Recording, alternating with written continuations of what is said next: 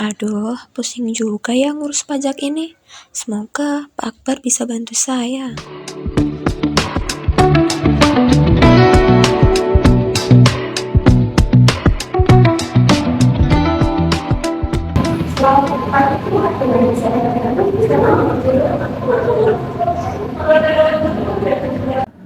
Selamat pagi, Mbak. Saya Ibu Rina, seorang peternak ayam. Saya agak bingung nih, Pak, soal pajak yang harus saya bayar. Soalnya penghasilan saya lumayan banyak tahun ini.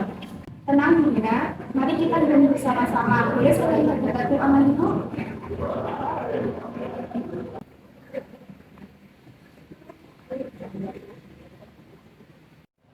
Jadi, Ibu mendapatkan pendapatan dari penjualan ayam sebesar 5 miliar. Itu juga bagus sekali. Nah, untuk menghitung pajak kita dapat menggunakan norma perhitungan, yaitu dengan cara mengalihkan persentase tertentu dari total pendapatan itu. Nah, hasilnya itu bisa digunakan sebagai dasar penghitungan pajak. Namun, dengan norma perhitungan ini, kita tidak dapat mengurangkan pengeluaran seperti biaya-biaya yang dikeluarkan sebagai pengurangan penghasilan. Akibatnya, pajak yang harus dibayar bisa menjadi lebih tinggi. Berarti saya harus mencatat semua pengeluaran ya, Pak? Betul Ibu, dengan mencatat semua pengeluaran, kita bisa mengidentifikasi mana yang termasuk pengeluaran deductible dan mana yang termasuk pengeluaran non-deductible. Nah, itu apa bedanya ya, Pak?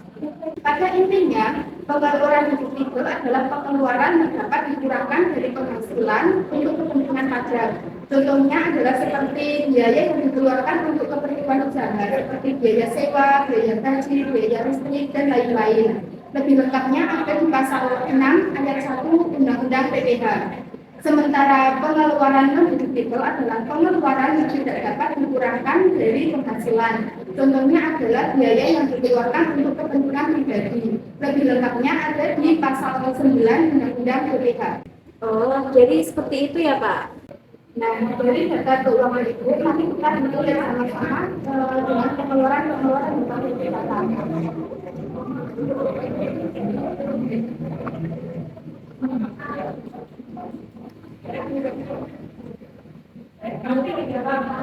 Nah, jadi setelah kita hitung, pengeluaran yang dapat dikurangkan adalah sebesar 3.530 juta. Nah, jumlah ini kemudian dikurangkan dari pendapatan bruto untuk mendapatkan pendapatan neto. Kemudian, hasil dari pendapatan neto ini dapat dikurangkan dengan penghasilan tidak kena pajak untuk menghasilkan penghasilan kena pajak. Lalu penghitungan pajaknya gimana ya, Pak? Jadi, setelah mendapatkan penghasilan kena pajaknya, kita dapat mengalihkan dengan tarif pajak yang berlaku.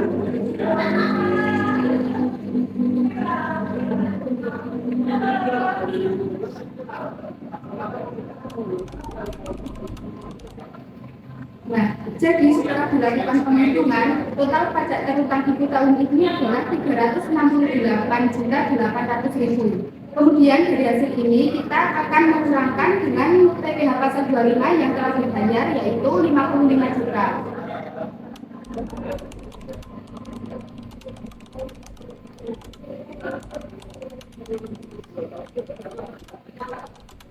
Nah, jadi total PPh yang masih harus dibayar adalah 313.800.000. Jadi saya masih harus membayar pajak sebesar 313.800.000 ya, Pak? Betul Ibu, nanti Ibu akan mendapatkan surat ketetapan pajak yang berisi rincian penghitungan pajak dan jumlah yang harus dibayar. Terima kasih, Pak.